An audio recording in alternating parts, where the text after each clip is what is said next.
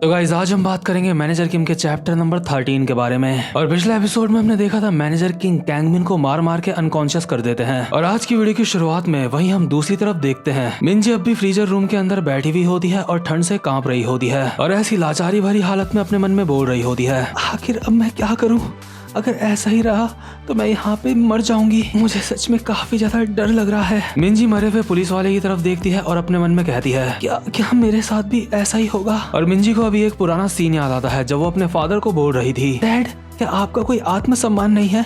मैंने आपको बताया था उसने पहले मुझे मारा। डैड आखिर आप उसके बावजूद भी उन लोगों को सॉरी क्यों बोल रहे थे? मैनेजर किम मिंजी को कहते हैं, मिंजी किसी भी माँ बाप का आत्मसम्मान उनके बच्चों से होता है। मेरी बच्ची मेरे लिए तुम सब कुछ हो। और यही सारी बातें सोचते हुए मिंजी खुद से कहती है, हाँ अपने डैड के लिए मैं काफी ज्यादा मायने रखती हूँ। और इसीलिए मिंजी इस मुसीबत से निकलने का एक रास्ता सोचती है। और वहीं दूसरी तरफ जो गैंगस्टर होता है अब भी फ्रीजर रूम के बाहर खड़ा होता है। गैंगस्टर अभी कैंगमिन और मैनेजर किम की फाइट से दूर आ गया होता है और जो वो सिगरेट पी रहा होता है उसको फेंकते हुए कहता है, अरे यार आखिर वो फाइट इतनी लंबी क्यों चल रही है? एक तो कैंगमिन ने अब तक उस बंदे को निपटाया नहीं है और ऊपर से ये बारिश। इतने में ही गैंगस्टर को फ्रीजर रूम के दरवाजे से एक आवाज आती है और गैंगस्टर दरवाजे के पास आके उसको खोलने की कोशिश कर रहा होता है, जो कि अचानक से खुल भी जाता है। और गैंगस्टर कहता है, क्या आखिर ये दरवाजा खुला कैसे है? ए लड़की, जिस चीज ने दरवाजे को बंद करके रखा था क्या तूने वो चीज हटा दी है? गैंगस्टर बहुत ज्यादा सियाना होता है इसलिए वो एकदम से अंदर नहीं आता। गैंगस्टर बाहर से ही हल्का सा झांक के देखता है उस पुलिस वाले को जो अंदर मरा पड़ा होता है और उसके ऊपर अभी एक कपड़ा होता है, जिसको देख के गैंगस्टर एक स्माइल के साथ कहता है, अच्छा मुझे समझ आ गया है तू क्या करने की कोशिश कर रही है। तू मेरे साथ छोटा सा खेल खेलना चाहती है ना छोटी सी लड़की? और गैंगस्टर चौड़े में फ्रीजर रूम के अंदर चला जाता है। वहीं दूसरी तरफ जो मैनेजर किम होते हैं वो ये देख के काफी ज्यादा हैरान हो जाते हैं कि कैंगमिन जिसको अभी अभी उन्होंने अनकॉन्शियस करा था वो दोबारा से अपनी जगह में उठ खड़ा हो गया है। कैंगमिन की हालत अभी काफी ज्यादा खराब होती है लेकिन उसके बावजूद भी हार मानने को तैयार नहीं होता और मैनेजर किम को देख के जोर जोर से हाँफ रहा होता है। और मैनेजर किम कहते हैं, बच्चे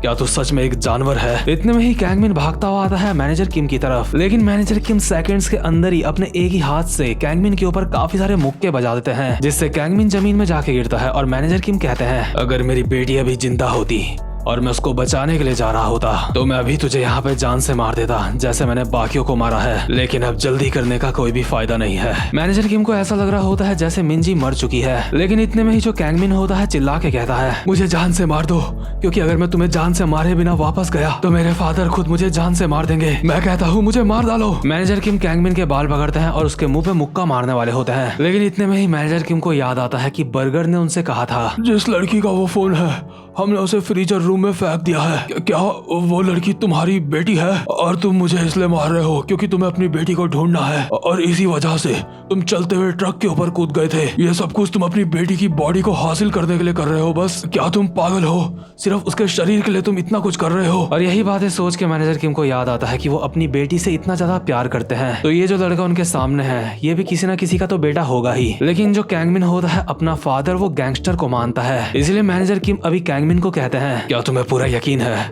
वो इंसान तुम्हारा फादर है? कैंगमिन कहता है, क्या तुम क्या बोल रहे हो? मैनेजर किम कहते हैं, तो तू मुझे बोल रहा है कि वो तेरा बाप है और वो तुझे जान से मार देगा? नहीं बच्चे, वो तेरा बाप नहीं हो सकता क्योंकि एक असली परिवार इस तरह से काम नहीं करता। मैं तुझे जिंदा छोड़ रहा हूँ क्योंकि तू मेरी ही बेटी की उम्र का है और एक परिवार ऐसा ही होता है, वो अपने सदस्यों के लिए कुछ भी कर सकता है। कैंगमिन अभी मैनेजर किम की बातें सुन के काफी ज्यादा हैरान होता है और जाते हुए मैनेजर किम को देख के अपने मन में बोल रहा होता है, क्या एक परिवार ऐसा होता है? लेकिन कैंगमिन की तो परिवार की यादें कुछ और ही होती हैं। कैंगमिन को अभी वो पल याद आता है जब गैंगस्टर के पीछे पुलिस पड़ी होती है और गैंगस्टर कैंगमिन को कहता है, कैंगमिन यहाँ पे पुलिस आ चुकी है, वो हमें पकड़ रही है, तुम यहाँ पे रुक के पुलिस वालों को संभालो और उनके सामने ऐसी एक्टिंग करना जैसे तुम कुछ भी नहीं जानते हो। वो ज्यादा पूछेंगे तो उनसे बस बोल देना कि तुम बाल सुधार से भागे हुए एक बच्चे हो बस। फाइनली अभी कैंगमिन को रियलाइज हो रहा होता है कि एक असली परिवार क्या होता है और गैंगस्टर उसका असली बाप नहीं है। लेकिन इस चीज का रियलाइजेशन होने के लिए कैंगमिन को काफी ज्यादा देर हो चुकी होती है, क्योंकि इतने में ही अचानक से कैंगमिन के पीछे से मैनेजर नैम आ जाता है और बहुत ही शांति से कैंगमिन की गर्दन पकड़ के चटका देता है और अपना काम पूरा करके बाकी बंदों को मैसेज देते हुए कहता है, वीगल 2 यहाँ पे पहुंच चुकी है और टारगेट 0 डाउन हो चुका है और अब हम लोग जा रहे हैं लोकेशन की तरफ। वहीं दूसरी तरफ हम देखते हैं गैंगस्टर को जो फ्रीजर रूम के अंदर घुस चुका होता है और अपनी कोट की जेब से चाकू बाहर निकालते हुए कहता है, ठीक है लड़की, अगर तुझे खेल खेलना है तो यही सही। मैं नहीं जानता तू क्या करने की कोशिश कर रही है, लेकिन मैं तेरे जाल में नहीं फंसने वाला। लगता है अपने बारे में मुझे तुझे थोड़ा सा बता देना चाहिए। लोग मुझे कुत्ता कहते हैं और ऐसा इसलिए क्योंकि मैं खतरे को बहुत ही अच्छी तरह से सूंघ लेता हूँ। गैंगस्टर को भी ऐसा लग रहा होता है कि मिंजी उसके आगे जो कपड़ा पड़ा है उसके नीचे बैठ के गैंगस्टर का इंतजार कर रही है और अचानक से मौका देख के गैंगस्टर के ऊपर हमला कर देगी। लेकिन गैंगस्टर बहुत ज्यादा सियाना होता है, वो बिना देखे ही कपड़े के ऊपर बहुत सारे चाकू से हमले कर देता है और बार बार अंधाधुन वार करते हुए बोले जा रहा होता है, तुझे लगा था अगर तू इस कपड़े के नीचे छुप जाएगी तो मैं तुझे ढूंढ नहीं पाऊंगा। हाँ, तुझे लगा था